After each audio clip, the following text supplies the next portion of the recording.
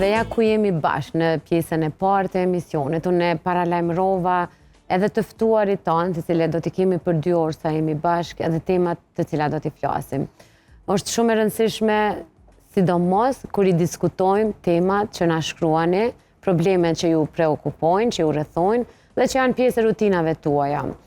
Dhimbjet e barkut ka qenë një prej kërkesave më të shpeshta të gjithë juve dashur lexues edhe shikues të portalit Familja Jon që ta trajtojmë. Dhimbjet e barkut jo çdo herë kanë të njëjtin emër. Dhimbjet e barkut jo çdo herë kanë të njëjtin diagnozë. Ato shpesh mund të jenë indikacione edhe psikologjike. Ato shpesh mund të jenë një përkthim i momenteve të dinamizmit dhe stresit që përjetojmë brenda një 24 orëshi, por shpesh mund të jenë edhe paralajmërimi i parë i ndonjë sëmundje goxha të rëndë. E mund të konsiderohen edhe simptoma të shumë problemeve të tyre, sidomos shpesh janë edhe guret në tëmbë, ato të cilët na shkaktojnë dhimbje të mëdha, shpesh e ndëgjojmë edhe të pamenagjueshme, ku duhet patjetër me kërku ndihmë te mjeku.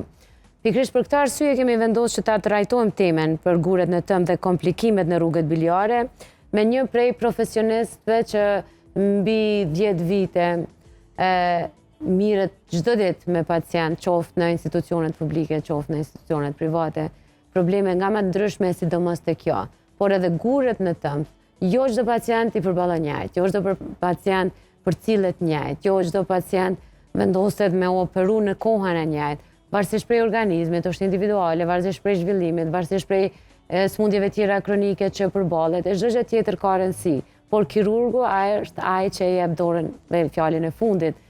Dhe jo çdo pacient rikuperimin e ka të njëjtë. Normalisht që krejt këto përgjigje nuk jam unë për m'ia dhënë, por janë profesionistët, ekspertët të cilët ata mirën çdo ditë me pacient. Dhe nuk flasin vetëm nga teoria që mësojnë, por nga praktika që bëjnë me pacientët e tyre.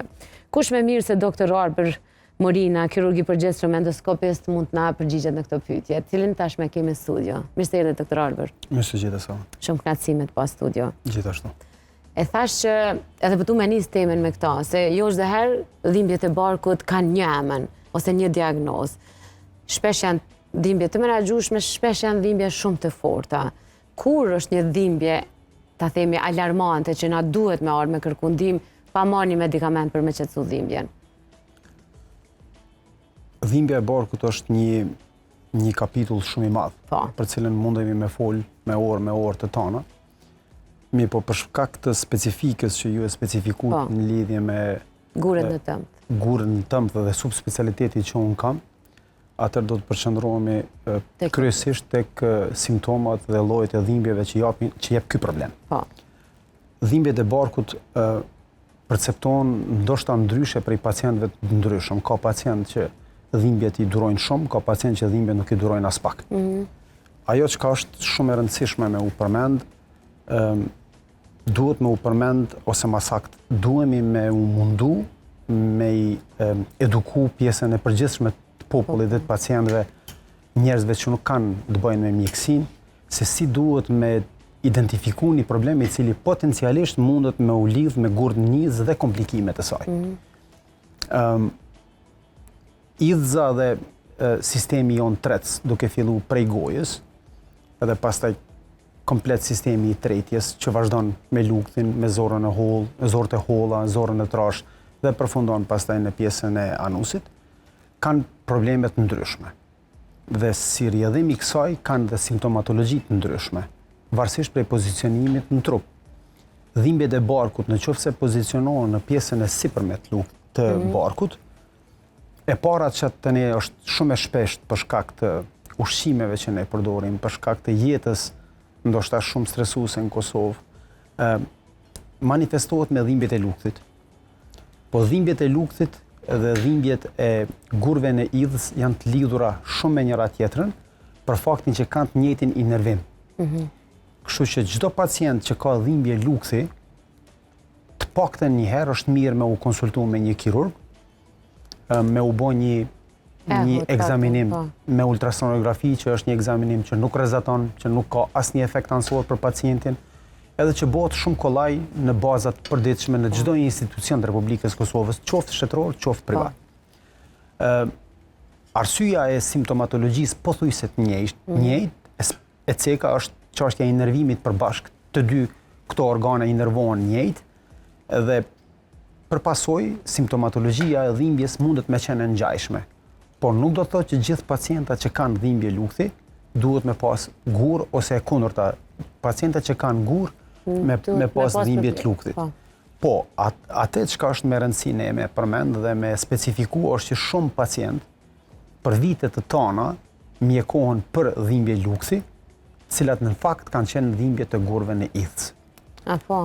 Në fakt, shpesh herë hasim ne këtë shumë shpesh në praktikën e përditshme që pacient kanë marrë medikamente për qetësimin e lukthit, nuk qetësohet lukthi nëse dhimbja vjen prej dika tjetër, por i thonë që duhet me vazhdu sepse duhet kohë me mjeku lukthi dhe gjëra të tjera.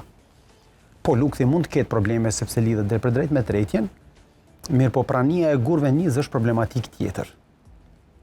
Edhe pse ne ushqehemi njëjtë me një familje, ne kemi hasë që personat ndryshëm në familje kanë gur, ndërsa anëtarë tjerë të familjes nuk kanë gur.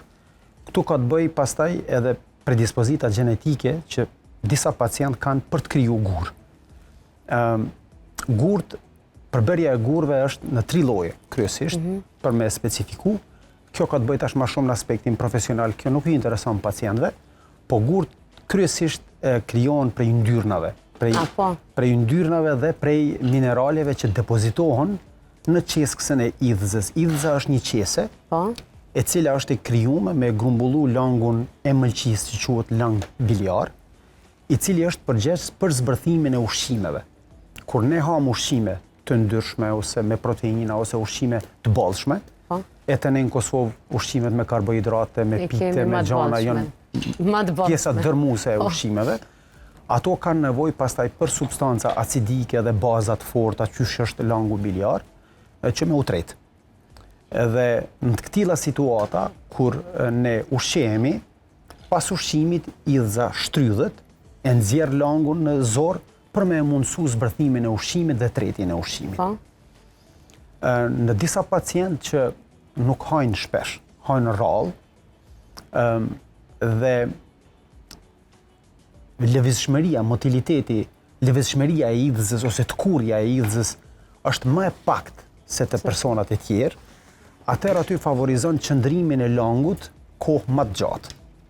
Kur langu qëndron më gjatë në idhës, e favorizon precipitimin ose grumbullimin e lymit, fillimisht lymit ose lloçit në mënyrë popullore të përmbajtjes të biles, të atij langu që prodhon mëlçia, dhe ajo me kalimin e kohës pastaj bëhet e rrumbullakt dhe me lëvizjen e idhës bëhet në formën e gurit. Kjo është një sqarim se si mundet një guri me u kriju të një person. Do me thonë se nuk e di nëse është me, jo prej ujit. S'ka lidhje me ujin. Themi jo po e pim këtë ujë të rrjedhshëm, jo po. Veshkat, sistem shumë mirë që e përmendë këtë. Populli jonë lexon pak për edukimin e përgjithshëm shëndetësor. Sistemi gastrointestinal ose sistemi i tretjes ushqimore nuk lidhet fare me sistemin urinar. Sistemi urinar ose veshkat është një sistem krejt tjetër që nuk lidhet fare me sistemin trec. Sistemi trec. Tash, sistemi trec merret edhe vetë fjala e emërtimi i sistemi i tretjes merret me tretjen e ushqimeve që na marrim. Në momentin që ushqimet e tona ne i marrim, ato zbërthehen në minerale, substanca të mira për trupin, në këtë rast janë mineralet, vitaminat dhe uji, dhe pastaj mbetjet e panevojshme që trupi i nxjerr jashtë, pastaj me mbeturina ushqimore të tretura. Kur uji absorbohet prej zorëve të holla dhe prej zorës trash kryesisht prej zorës trash, shkon pastrohet në veshka. Veshkat e filtrojnë ujin dhe pjesën e mirë marrin për vete, pjesën tjetër e nxjerrin me sistemin urinar. Domethënë nuk lidhen këto dyja me njëra tjetrën. Po të kthehemi te gurt. Po, te gurt. Jo çdo person që ka gur ka probleme. Idhëza është një qese që ka një tolerancë të madhe. Ka pacient që mund ta ketë një gur i vogël 5, 6, 7, 10 mm. Ka pacient që mund ta ketë gurin 3, 4, 5 cm brendësi, ose ka pacient që mund të ketë 100 gur ka 5 mm. Do krejt varet natyra e organizmit se si krijohen gurt. Pastaj gurt prej përmbajtjes mundën me qenë të ndryshëm. Prej 3 llojeve të ndryshme. Janë disa gurt që krijohen kryesisht prej kolesterolit, e cila është një yndyrë, të cilët janë të butë në konsistencë dhe janë të bardhë me i pakë në pamje, ne ekspert i dim që duken, pastaj gurt biliar janë të zi, ato bëhen kryesisht prej qëndrimit gjatë biljes në qeskëze, kjo favorizohet, dhe pastaj të përzier, kolesterolinit dhe gurt të kolesterolit me gurt biliar, të përzier bashkë. Gurt e zinj janë më të fortë në përmbajtje dhe japin më shumë probleme në krahasim me gurt kolesterolit. Japin dhimbje më shumë. Jo, japin më shumë probleme në kuptimin që kur grumbullohen nuk hiqen më, nuk ka mundësi me u zbërthy ose me u zbut. Ndërkohë që gurt kolesterolit janë më të butë dhe mundën edhe me u thy. Në kuptimin gjatë lëvizjes mundën me u bë zall prap. Klinikisht desha me theksu këtë. Ka shumë pacient, 1/3 e popullit Kosovës kanë gurt nidhës, por nuk e din. Ose ata që e din diagnostikohen rastësisht. Një pjesë shumë e vogël e tyre e din që i kanë gurt nidhës për një ekzaminimi paraprak, i cili mund të ketë qenë rastësor, edhe e din që e kanë gurt dhe tregojnë që unë i kam gurt nidhës. Prania e gurve nidhës nuk përbën smundje. Nuk është alarmante. Mund të përcillet. Po, ka njerëz që i mbajnë gurt nidhës 10 vite, 15 vite, 20 vite, po pastaj duhet me qenë shumë të kujdesshëm në llojin e ushqimeve që ata hanë. Në aspektin fiziologjik po kam dëshirë me shpjegu pse vjen deri te dhimbja dhe pse vjen deri te problemi për pacientët që kanë gurt nidhës. Po, para se me dalë të qajo pse vjen deri te dhimbja, të mbesim vetë te fjalia paraprake, që the disa pacientë përcjellin, se këto tani është edhe dilema. Ta zëm nëse unë i kam që 10 vite gurt dhe i përcjelli, dikush tjetër sot e ka diagnostiku, nesër duhet me operu me urgjencë. A është infekcioni që shkaktojnë për shkak të ushqimeve që ka ngacmu, edhe se ka menaxhu mirë, apo varet edhe për organizmit, te dikush nuk përcjellen, te dikush përcjellen. Pastaj flasim edhe për... Dakor, tash po të përgjigjem. Qesja e idhës është një qese, prej vetë emërtimit, e cila varet për poshtë. Është ngjitur me mëlçin edhe varet për poshtë. Gurt, si pasojë e gravitetit, gurt bin poshtë, në pjesën e fundit qeskësës. Kur ne ushqehemi, idhëza kurrët, ngushtohet, dhe si përfundim qëllimi i saj është grumbullimi i langut, dhe kur ajo të kurrët, gurt lëvizin prej poshtë dhe kanë tendencë me ndjek langun, me dalë jashtë, sepse langu duhet me dalë prej kanalit, pastaj kanalit vezikës në rrugën kryesore, pastaj në zorën e hollë. Tash, gjatë kësaj manovre, kur idhëza të kurrët, në qoftë se guri është i vogël, ai gur fillon me dalë në kanalin, në qafën e idhës, i cili është shumë i ngushtë, rreth 5 mm, mesatarisht 3 deri në 5 mm. Ose edhe më i ngushtë ndoshta. Tash, në qoftë se guri është i vogël, 2-3 mm, mundet me ngecë në qafën e idhës. Dhe ajo idhës tash nuk mundet me u zbraz lirisht. Edhe problemi është që kur nuk zbrazet lirisht, i bën presion fiziologjia, natyra e trupit i bën presion që atë guri ose me nxjerr jashtë, ose me fut brenda. Edhe presioni që i bën tash çdo të kurrje, kur ne ushqehemi, se sa herë ushqehemi, idhëza të kurrët, është automatike, është proces automatik, atëherë presioni rritet te guri, dhe kur rritet presioni këtu te guri, muri i qafës idhëzës fillon me vujt edhe gjaku fillon me vujt. Atëherë, muret e idhëzës fillojnë me u trash, edhe ne në ultrazoj e shohim që i referojmë pacientëve që idhëza e ka muret e trasha. Kjo nuk kupton që muret e idhëzës kanë fillu tash me vujt. Me vujt për arsye se nuk po zbrazet idhëza mirë, kanali nuk është mirë. Ndryshimi i pacientëve që kanë gurt mëdhaj dhe gurt vegjël është shumë i madh. Një pacient mund ta ketë një guri 2 cm dhe ai guri mundet mos i bë probleme kur. Të njëjtën. Mundet mos i bë kur probleme. Është një idhës lëviz, idhëza zbrazet, ai ruhet në ushqime, pacienti ruhet në ushqime, nuk kanë ushqime shumë të rënda. Edhe mjafton idhëza, mjafton me u zbraz 70%, e nxjerr langun që duhet, me nxjerr guri mbetet aty. Ka shumë pacientë që vazhdojnë me vitet tona këtë punë. Ndërkohë që gurt e vegjël japin shumë probleme. Edhe këto probleme pastaj manifestohen me shenja klinike, me dhimbje, edhe dhimbjet vijnë kryesisht pas ushqimeve. Domethënë, nëse pacientët e tonë dëshirojnë me pas një informacion se cila kish me qenë një shenjë e cila aty ne ju bën me dije që mund të kesh gurt nidhës, është kur dhimbjet fillojnë pas ushqimeve të rënda. Domethënë, kur ushqehet me ushqimet që kanë shumë karbohidrate dhe shumë yndyrë, atëherë langu biliar duhet ato me i tret dhe nuk mundet me u zbraz, atëherë idhëza e fryme tenton me u zbraz dhe kur nuk mundet ajo dhem. Jep ndjesinë e dhimbjes. Kjo është dhimbja që më shumë të pacientat e perceptojnë kryesisht pas ushqimit. Dhe në momentin që lufti zbrazet pas 2 orë gjys, atëherë dhe intensiteti i dhimbjeve fillon me ra. Prandaj specifikisht pacientat tregojnë që kam shumë dhimbje sidomos mas ushqimit. Kjo pastaj e kanalizon me bënë një ultrazë dhe me pa që i ka pacienti gurt nidhës ose jo.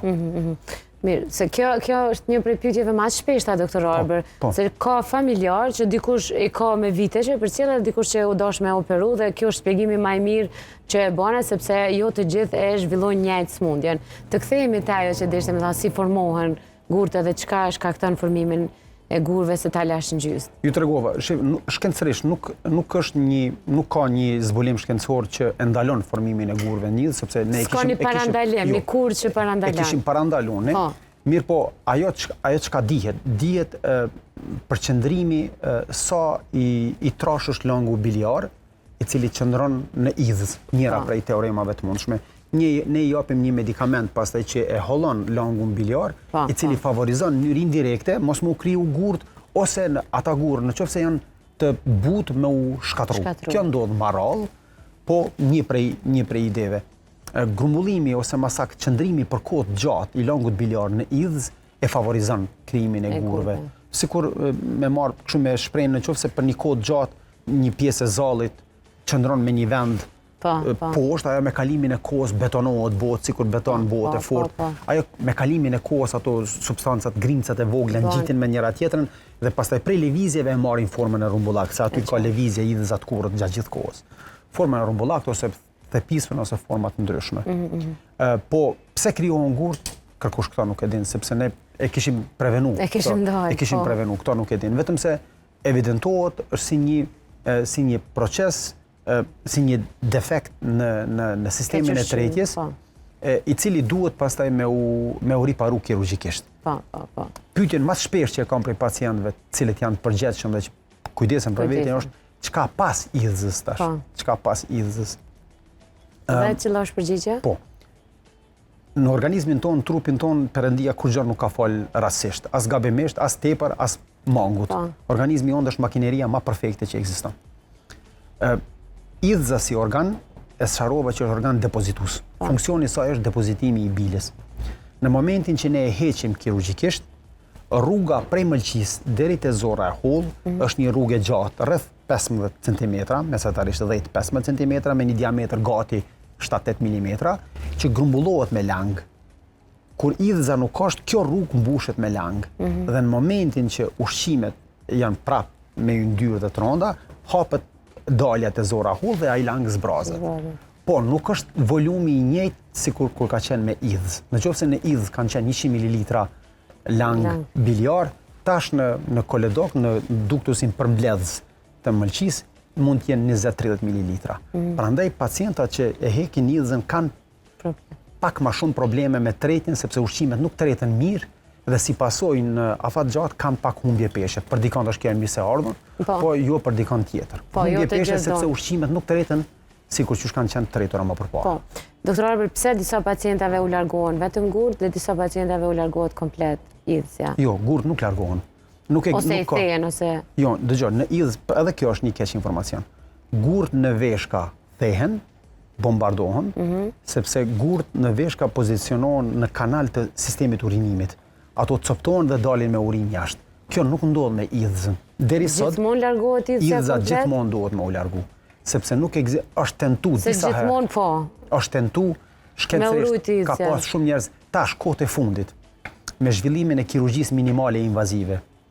Po flas në trend dhe kjo po flas në ditët e sotshme, ka një tendencë që me endoskopi dhe me laparoskopi me tentu me bo një vrim të vogël në idhës, me i shkatru gurt brenda idhës dhe me qep idhësën që me rujt idhësën. Po kjo mundet me dhonë, kjo është halon në fazën eksperimentale. Kjo shumë ma shumë mund me dhonë probleme dhe rreziqe për pacientin se sa heqja e idhësës. Domethënë është shumë ma... Efektet anësore janë më të mëdha nëse rujmë idhësën në këtë rast, se sa nëse heqëm. Mundësia e komplikacioneve. Ose mundësia e komplikacioneve. Pas operacionit është shumë më e madhe nëse tentojmë me rujt idhësën, në krahasim me hjek idhësën krejt. Sepse funksioni i trupit nuk ndryshon kurrë, pacienti nuk vun kurrë edhe pse hiqet idhëza. Përpos Qasoj që përmenda pak më herët. Edhe rrugët biliare pastaj. Tash është një tendencë kirurgëve endoskopistë, sepse bota tash po shkon drejt kirurgjisë minimale invazive, që me urujt çdo organ i mundshëm kur ka mundësi me urujt, e në këtilla raste kur pacient e kanë diagnostifikuar gurt në periudhën e vonshme, pa shenja të mëdha klinik, kur muret e idhës janë të rujtuna pa infeksione, pa inflamacion, inflamacioni nuk është infeksion, është një reagim i trupit kundrejt një situate të caktuar, që përshkruhet në ultrazon me IAJ-un, me mure të trashuna, me gjana tjera, sepse aty është ambienti steril, aty më pak ka mundësi për infeksion. Atër tendenca kirurgëve modern ka qenë që me u fut nidhës, me kap gurin, me coptu në shportat ndryshme, edhe me nxjerr jashtë.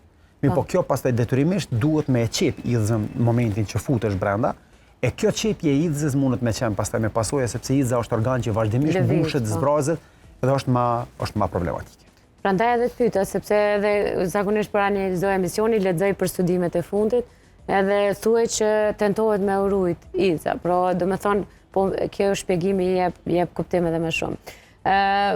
Nuk përveç hapjes tradicionale që ka qenë me u largu gurt, është edhe laparoskopia.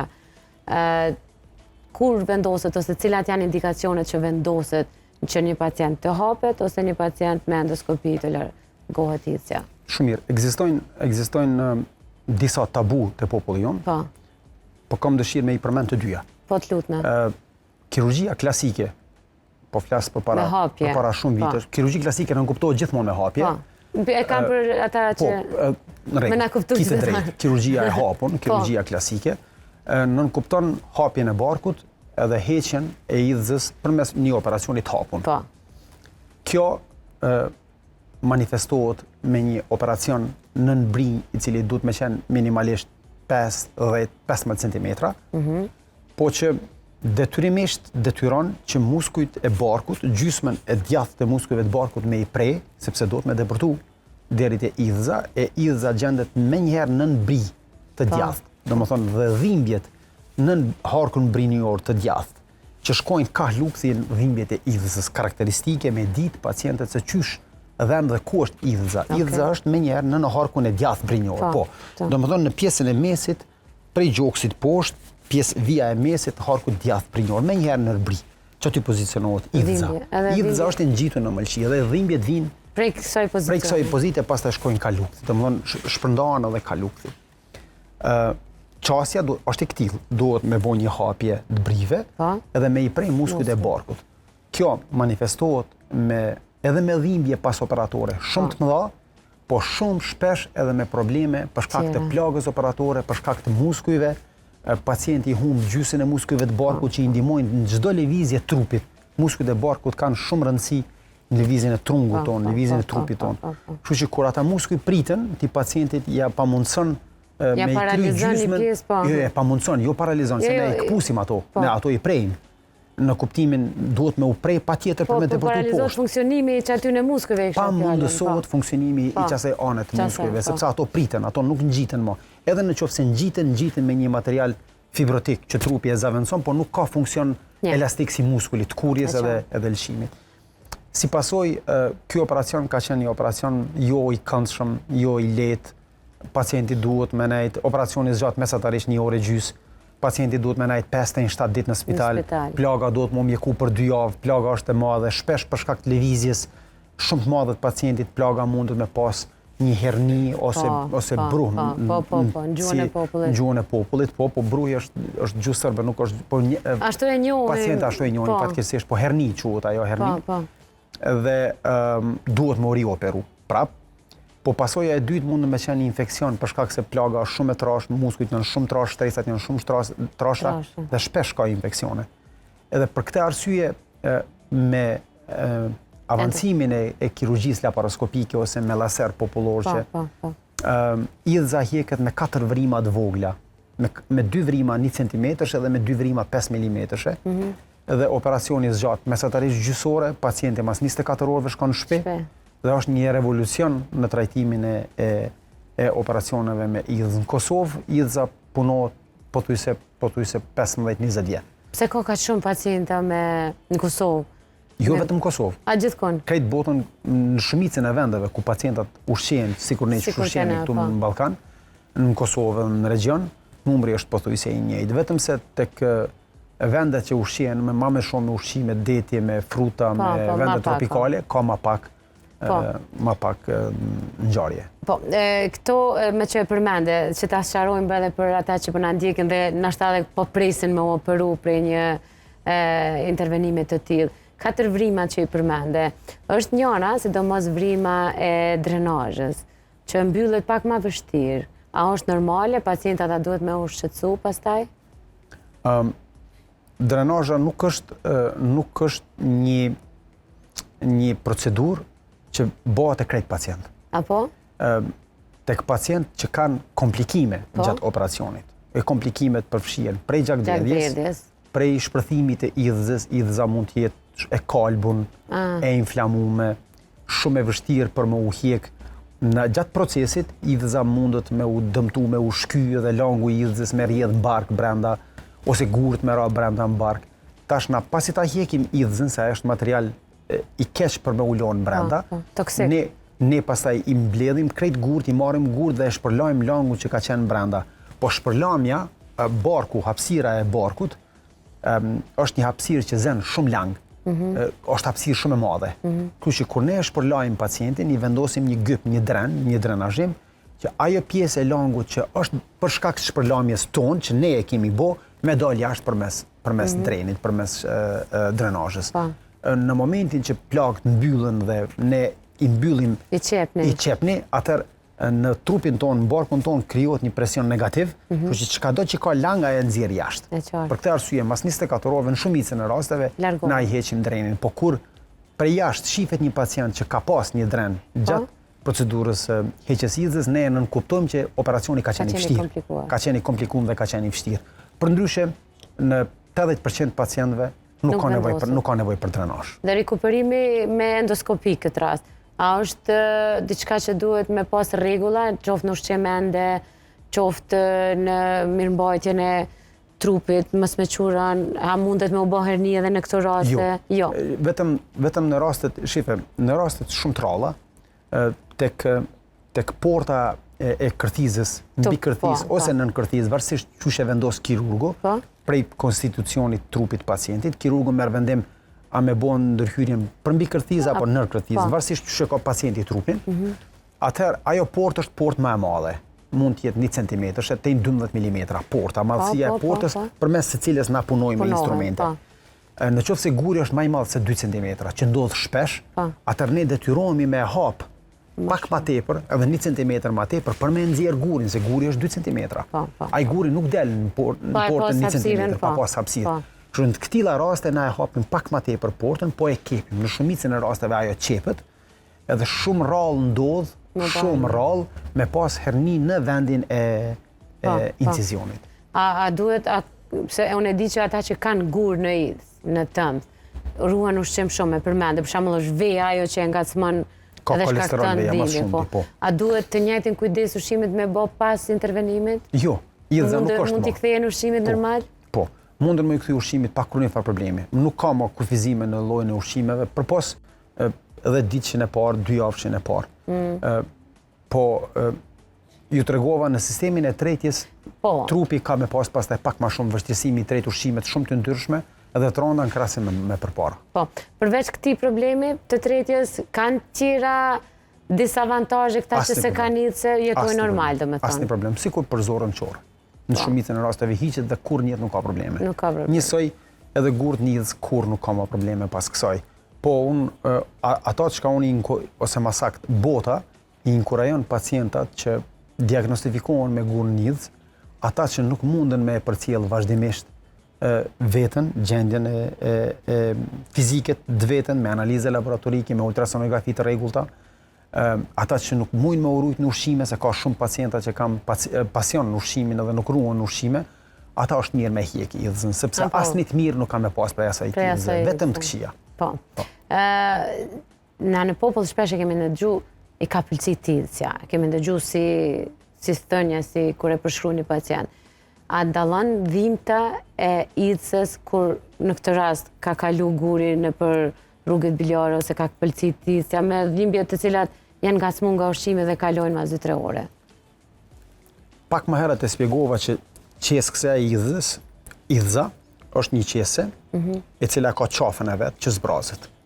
Fundi i idhzës është pjesa më e fundme ku mrin ende gjakut, ku ushqehet me gjak. Në qoftë se këtu në kokë bllokohet gjaku që furnizon idhzën, e para çka vun pjesa e fundme e qeskësës. Andaj kjo pjesë e fundme, kur në trupin ton nuk arrin me shku gjak, me ushqy, ajo qeliz vdes. Dhe në momentin që ajo qeliz vdes, ajo fillon me humb funksionin për cilin është kriju.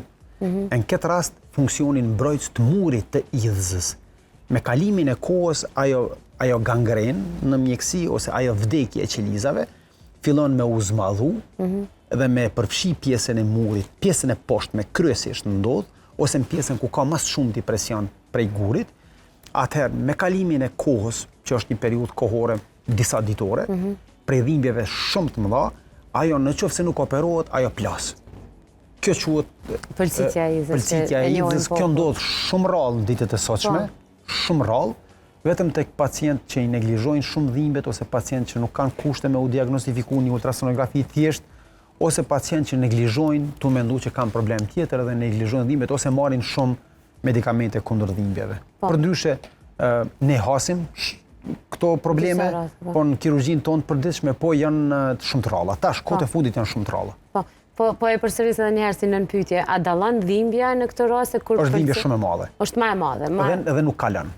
Dhe nuk ka lënë. Nëse dhimbjet prej gurve nidhës kalojnë si e përmenda pas 2-3 orëve, dhimbjet e idhzës inflamume, jo infektume, po të inflamume, e inflamume dhe më kur ajen murët, kur ajet idhza, ato dhimbje nuk kalojnë, ato kanë dhimbje pothuajse konstante. Kjo është një prej shenjave që duhet shpejt me u konsultu me një kirurg. Po, zakonisht na dërgojnë pyetje kur e paralajmërojmë temën, jo mundu edhe këto që i shpjeguam bashkë janë shumica prej pyetjeve, po njëna që më kalon përshtypje dhe që po du mendoj që besoj që shumë veta e gjenë veten është që a ka mundësi kur një pacient ka gur në tëmbë, nuk ka asnjë simptom, nuk e përcjell, nuk e din dhe mund të krijohet ndonjë infekcion aty sepse nuk e ka trajtu, se e ka thonë nuk e ka përdor medikamente, nuk e ka trajtu. Jo, dëgjoj. Më la përshtypje si pyetje se janë pacienta shumë këto. Pyetje shumë e mirë. Po. Sistemi jon trec është sistem hermetikisht i mbyllur. Po. Trupi jon ka baktere të mira dhe baktere të këqija. Bakteret e mira jetojnë kryesisht brenda zorëve tona, brenda sistemit ton trec dhe ka një funksion shumë të rëndësishëm në tretjen e ushqimit ton. Prandaj ato flora normale, ne e quajmë flora normale e zorëve, për cilën merren me probiotik të ndryshëm për me i ndihmu aty në me tret ushqimin. Në sistemin biliar është pothuajse e pamundur me deportu bakterjet prej zorëve lart, sepse para zbrazjes së langut biliar në zorë është një port, një sfinkter që mbyllet dhe nuk e lën langun me dal jashtë. Ajo hapet vetëm në momentin që krijohet presion i madh prej lart, kur shtrydhet idhza, vijnë ushqimet e rënda prej lukthit, ajo hapet dhe e zbraz langun dhe është rrugë një drejtimshe. Zbrazet langu dhe e mbyllet. Zbrazet langu dhe e mbyllet. Nuk trajtohen gurt në idhës, nuk infektohen, nuk ka infekcion të gurve në idhës, nuk arrin, pavarësisht, nuk arrin me u infektu idhëza lartë, sepse trupi jonë është steril, në aspektin infekciozë është steril. Andaj nuk arrin me u infektu, po inflamacioni është diçka tjetër. Inflamacioni është reagimi trupit ndaj një situate të caktuar kur mungon furnizimi i gjakut. Prej gjakut pastaj del një lang, plazma dhe përbërës tjerë të gjakut, që nuk janë të përshtatshëm për vendin me dal jashtë, ajo ajet, në gjuhën popullore, idhëza ajet. Kur ajet, ajo është e inflamume, po jo e infektume, njerëzit e keq kuptojnë infeksionin. Po, e përmendë disa herë rrugët biliare, e përmendë edhe unë, ashta jo kret, na që se kemi mjekësinë edhe dim çka është rrugët biliare, po ashtu është një problematik shumë e shpeshtë dhe duhet intervenim. Te rrugë biliare. Atëherë, idhëza është pjesë e sistemit biliar. Tash po e specifikoj sistemit biliar. Mëlçia mëlçia jonë është organi më i madh i trupit njerëzor. Mëlçia është laboratori i trupit tonë. Mëlçia e merr gjakun prej zorëve, e përpunon gjakun krejt përbërësit jo të mirë, jo të shëndetshëm që ne i marrim me ushqime, i thithin zorët e tona, dalin sistemin e gjakut, gjaku i çon në mëlçi dhe mëlçia i përpunon ato. Të këqijat i nxjerr jashtë, ndërsa të mirat i përthith prapë për trupin. Mëlçia është laborator, mëlçia i neutralizon substancat helmuese, i neutralizon shumë procese, është filtri më i madh i trupit ton në sistemin tretës të ushqimeve është mëlçia. Ndërkohë veshkat janë për filtrimin e ujit edhe langjeve. Mëlçia pastaj në pozitën anatomike i ka dy lobe, i ka dy koka, dy lobe. Mëlçia e djathtë dhe e majta. Ato të dyja zbrazen me një gyp kryesor dhe gypi kryesor quhet koledok. E ka dikon një distancë 10-15 cm. Edhe në mes të saj, në shumicën e rasteve, ngjitet idhza. Në mes të saj.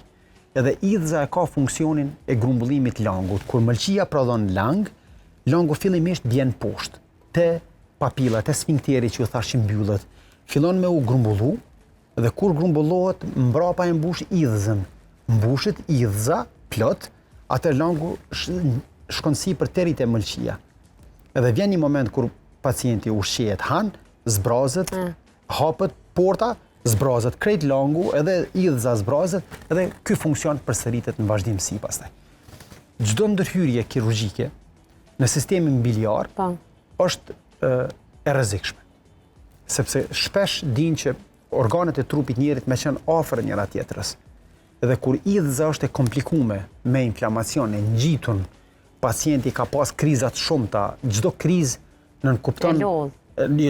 nënkupton një ajtje e murit, ajo ajtje e murit nënkupton ngjitje me strukturat rreth rrotull, lukthi aty është afër, duodeni zora holl aty është afër, zora trash është afër. Shpesh ndodh që ne hasim aty një grumbullim, një konglomerat, një grumbullim të idhzës që tenton me izolu inflamacionin që ndodh kur idhza është në vujtje e sipër. Andaj, intervenimet kirurgjike në të këtilla situata janë shumë të rrezikshme nëse nuk bëhet me shumë kujdes, sepse mundet me u dëmtu rruga kryesore. Sepse intervenimi është... Jo, intervenimi është me laparoskop. Me laparoskop. Po flas hala me laparoskop. Tash, kur gjithçka shkon në rregull dhe largohet me laparoskop, gjatë manovrimit të idhzës, ne e kapim idhzën lart për me largu prej strukturave rreth rrotull saj. Domethënë, nëse është kështu si qese, ne e kapëm lart për me i largu struktura rreth saj. Ky proces tash nganjëherë ndodh që gurt e vegjël prej idhzës merron gypin kryesor.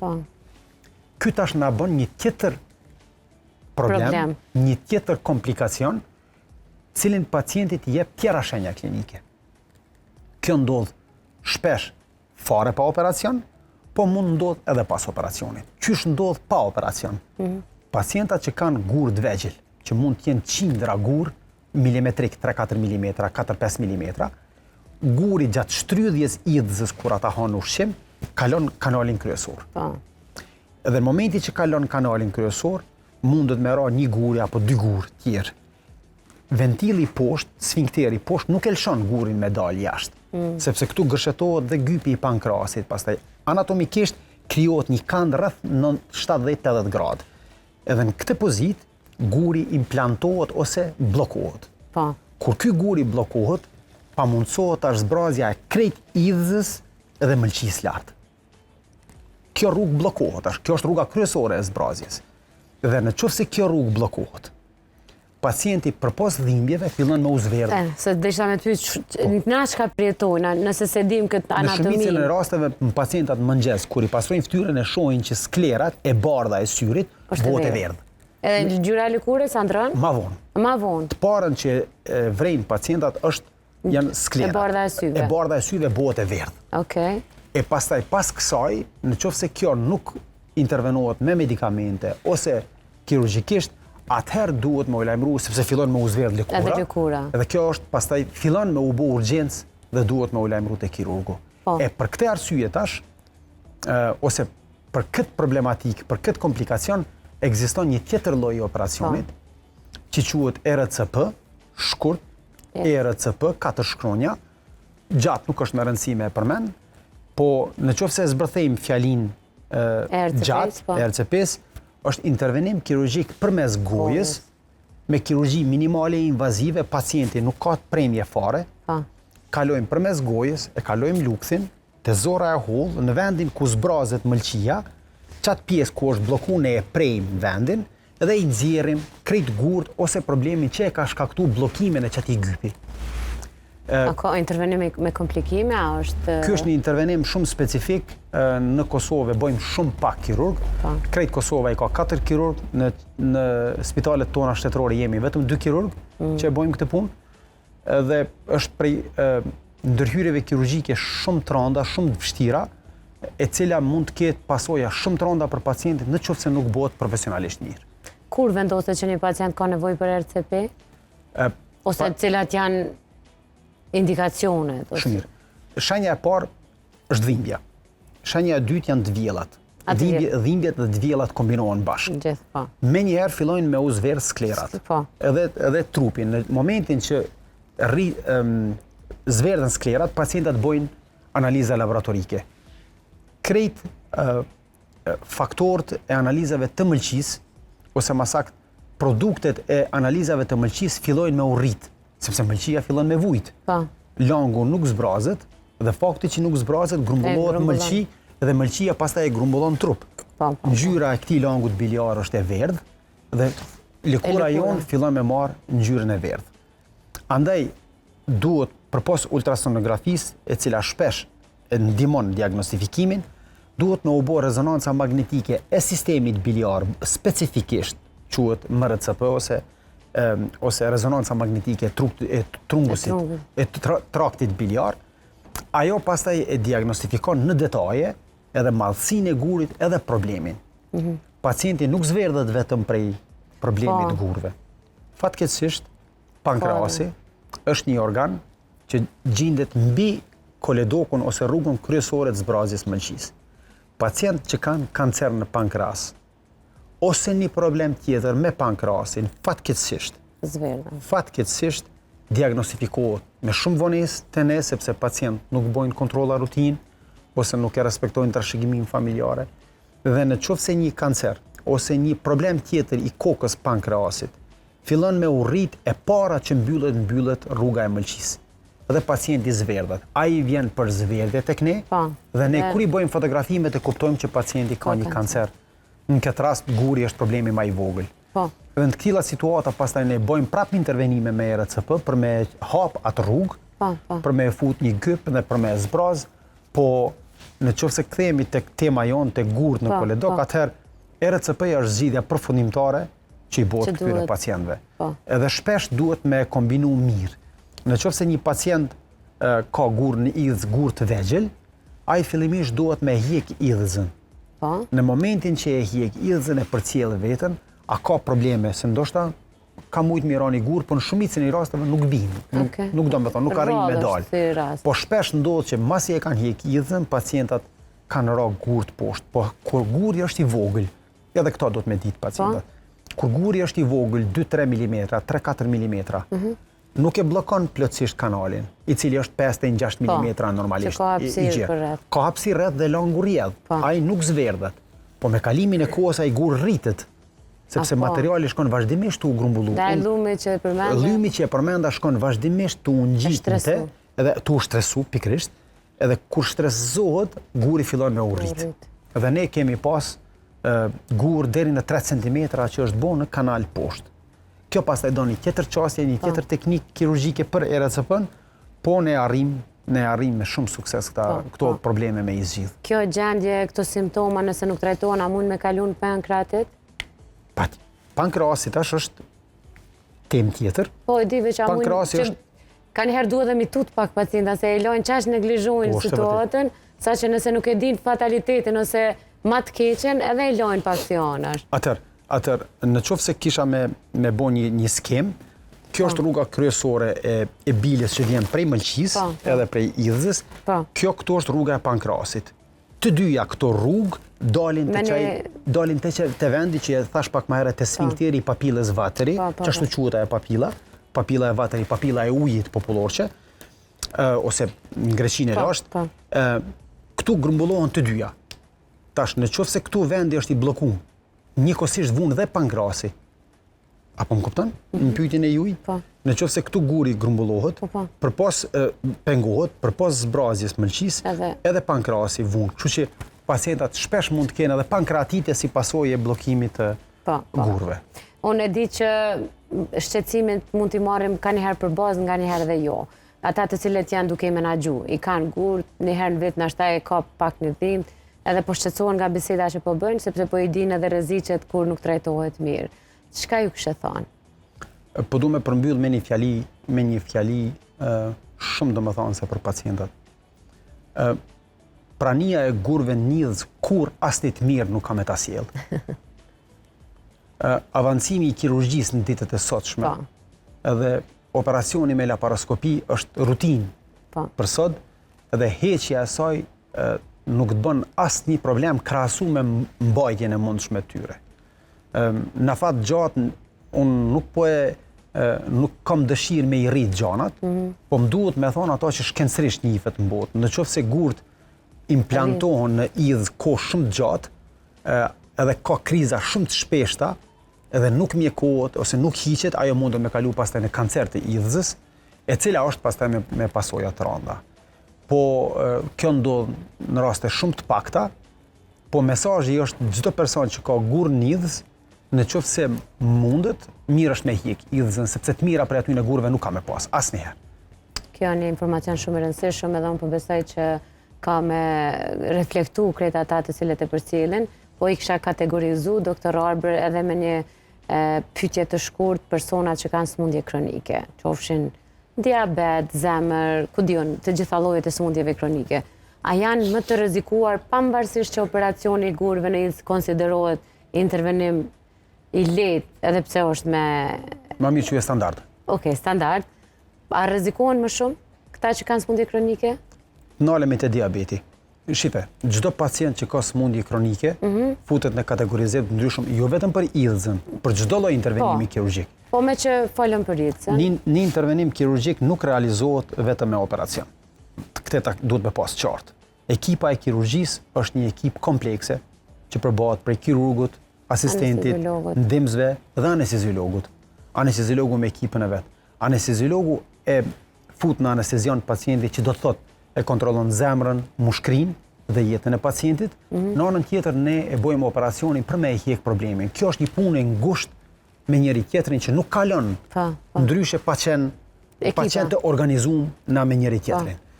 Në qoftë se pacienti ka probleme shumë të mëdha me zemrën dhe me mushkrinë, na nuk mundemi me operu, sa ai nuk zgjohet. Domethënë nuk mundemi me nxjerr, nuk ka kuptim me fut në operacion për me heq idhësën, nëse pacienti ka zemrën kaq të dëmtuar apo mushkrit kaq të dëmtuar, saqë e rrezikon krejt jetën e pacientit. Qëllimi i çdo intervenimi kirurgjik është me i përmirësuar jetën e pacientit, jo me ia vështirësuar ose me rreziku. Po sëmundjet e ndryshme kronike, jo na vështirësojnë shumë neve punën. E sidomos diabeti.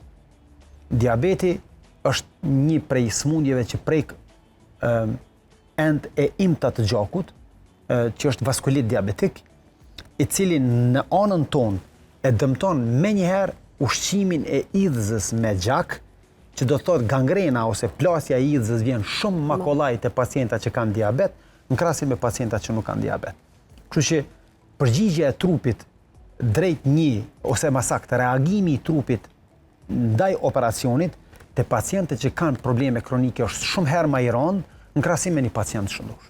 Te këto raste që është rreziku më i lartë dhe nuk rekomandohet operacioni, qysh menaxhohet çaj pacient me dhimbtat e herpasashme, krizat e herpasashme? Tash, në qoftë se për këtë arsye, vizita te një grup shumë i specializuar i kirurgut, ekipit të kirurgut, konsiston pikërisht në faktin që arrihet në përfundim që operacioni ja leton apo ja vështirëson jetën pacientit në këtë rast. Ne këtë në kirurgji e quajmë indikohet ose nuk indikohet intervenimi urgjent ose i mavonshëm, në kuptimin që nëse ky pacient vazhdon me pas këtë idhë, dhe unë në ultrazo e shoh që idhëza është e ajun me muret fryme, po do me plas, unë pacienti them nuk ki zgjidhje tjetër, se nëse nuk operosh ti me vdek.